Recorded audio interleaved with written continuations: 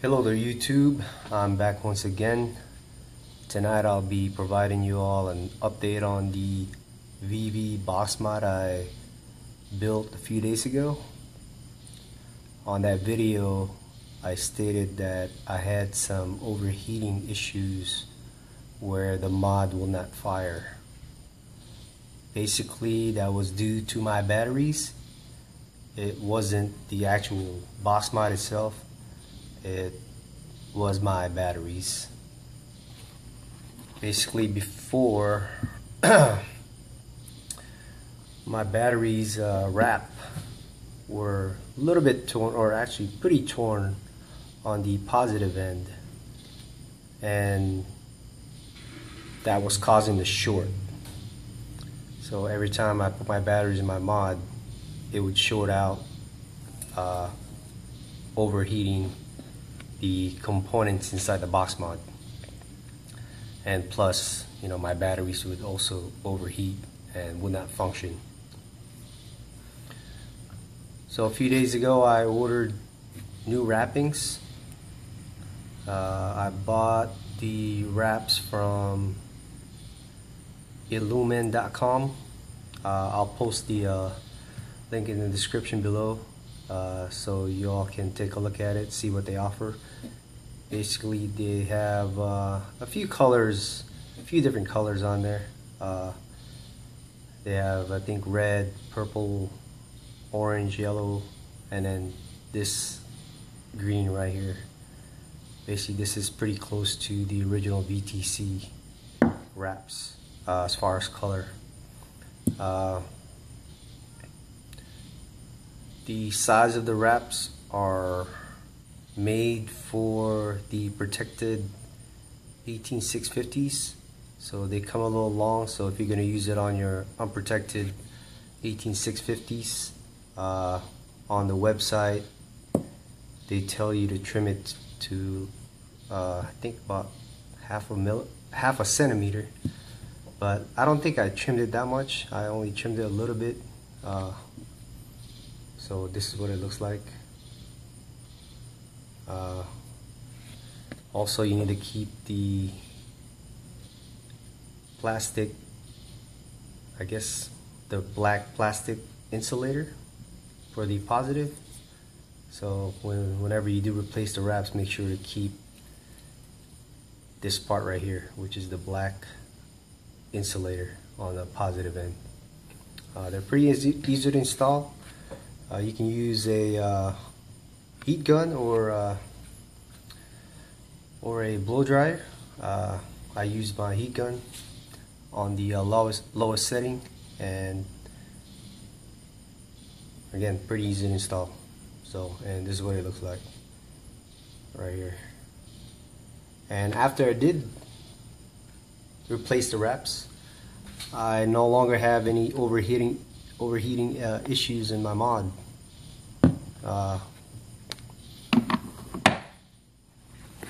Pretty much the batteries stay cool in there during use. The components weren't heating up. Obviously, if the batteries are not shorting out, it should function the way it's supposed to. So actually these are brand new VTC4s right here, because I went ahead and ordered these when I was originally having issues with my battery. I went ahead and ordered this, and this one came in before the replacement wraps for my other battery. So, but again, no issues with overheating. As long as you have pretty good batteries in there, and just make sure you check the wrapping. Basically the wrappings were tearing up whenever I removed them from the battery sled. Basically the contacts were a little too tight, so when I pull them out, it would the wrap would catch onto the contacts, and that was causing the tears. So what I did, in addition to replacing the wraps, I also compressed the contacts, all the contacts, using pliers, just so I guess to kind of give it more room in there, so the contacts aren't too tight when I put the batteries in there. And right now it works much better. I can easily remove the batteries, but they're still secured in there, you know, they don't fall off. Again, you know, I've been using this for a few days now after I completed building it or assembling it, and it's working like a champ. So you can see here I have my Fogger V4 Plus. I've used it on my other multiple RDAs, and performance wise I'm pretty impressed. You know, it's a good thing that I decided to build one. You know, I've been thinking of, I was actually thinking of purchasing one, but the ones that are sold out there are pretty damn expensive, you know. With the parts, I still have to calculate how much I actually spent for one box, you know, because I ordered multiple parts just in case I make a mistake. So, but I'll tally it up here soon. Maybe I'll post it in my next video, just kind of give you guys an idea how much you would spend to build one of these. I would say I probably spent just the parts, alright, I would say minus the wires, because, you know, it's not like I just bought the exact length for this build. I bought it in bulk, you know, or in a roll. So I would say for the parts, I'll say less than 40 bucks. You know, because this case is about $12, $13 maybe. The chip is like $13, and so what's that? 26 bucks already. Yeah, let's say 50 bucks. Because the connector is $6. The sled is like $1 something or $2 from Fastech. Switches are, I think they're about $3, $4 each. The switch is another $6, you know.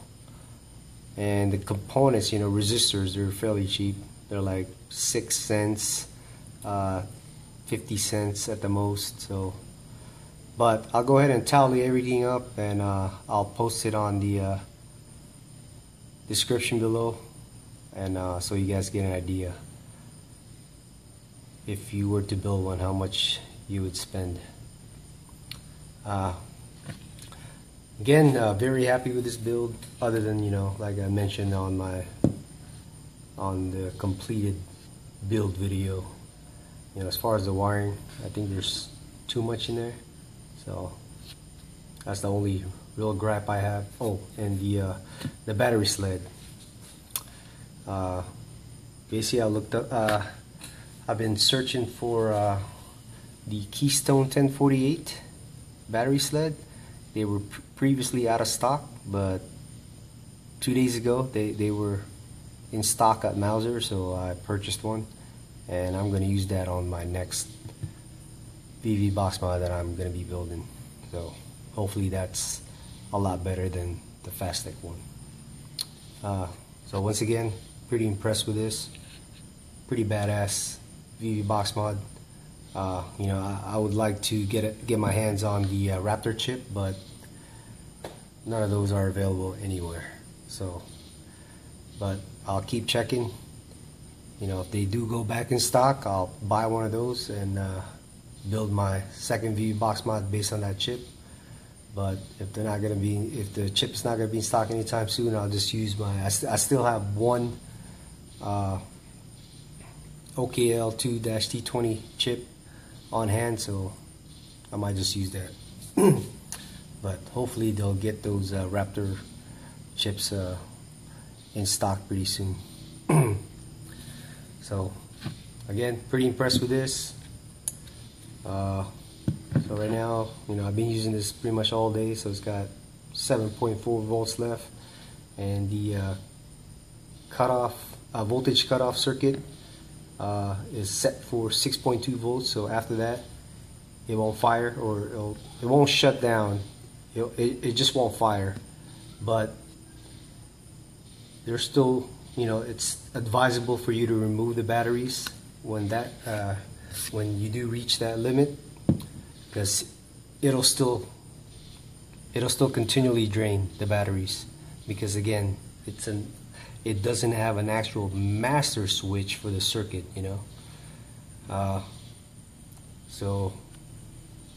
but I don't even wait for the batteries to go down to 6.2 volts. I charge my batteries nightly, so I don't have to worry about that. But again, pretty satisfied, pretty badass VV Box Mod. I highly recommend it. Go buy yourself a OKL2-T20 chip and build yourself one. It's way cheaper if you do. If you compare to, well, it's cheaper. Instead of buying one.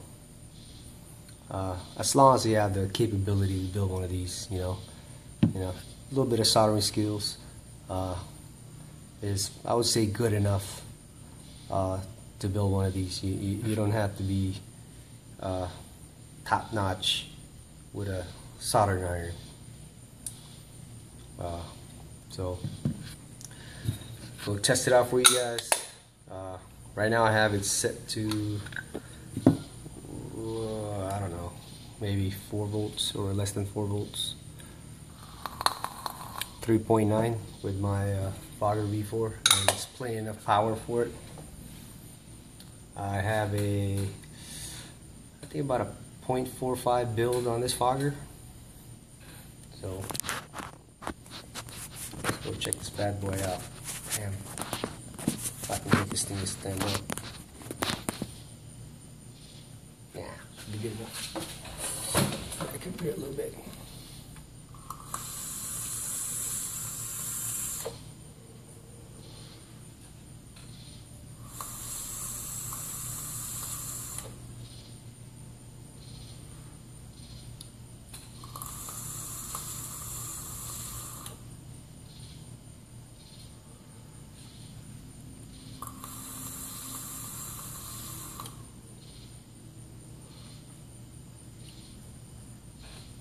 This is my Fogger.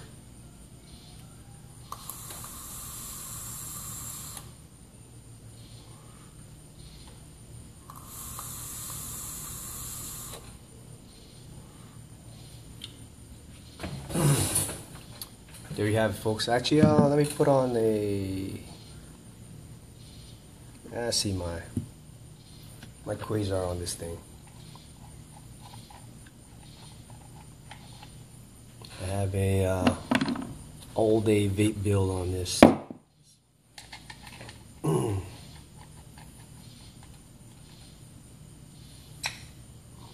Basically, this is a single coil, 7 wraps of 24 gauge Canthal. Comes out to 0.5 something, 0.56. Juice this up. Rocking the Killer Custard from Vape. Pretty good juice, so go try it out.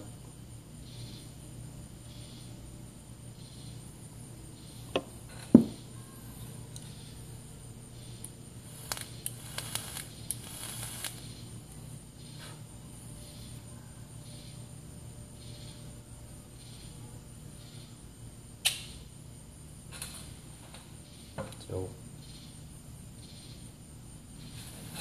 check this baby out. Single coil.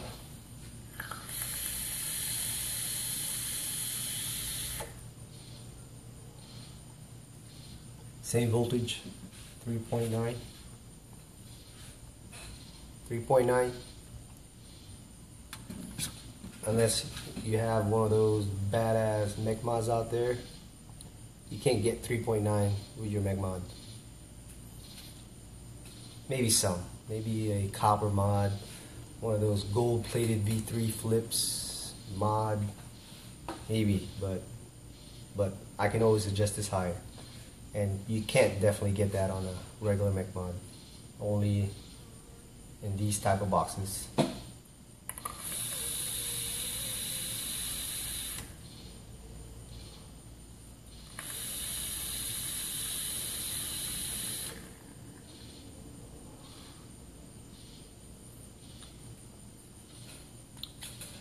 Boost this up a little bit more. Like I said, man, since I built my wooden box mod, I haven't really used any of my mech mods. But I still do use my wooden box mod, you know, kind of, I have it on a rotation. If I'm rocking an RDA and on here, I'm rocking a tank on my wood box mod.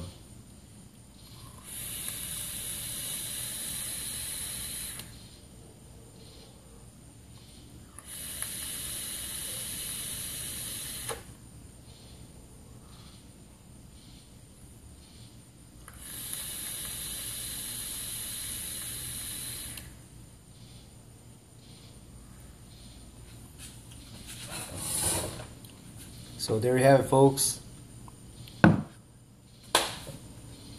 Search the OKL2-T20 online. There should be a couple forums where Mamu posted her build. So check it out. The parts list is on those posts. Most of the parts you can get either from Mauser or Newark. You just have to get the 510 connector from Fat Daddy Vapes. Battery sled, like I said, the Keystone 1048 is now available at Mauser. And everything else, man, you can get from, everything else should be available. I mean, instead of spending 150 and up on a VV Box Mod, especially the one that goes up to at least 100 watts, like this one does, you can build one fairly cheaply. So try it out. If you have any questions, just let me know. Again, thank you for watching.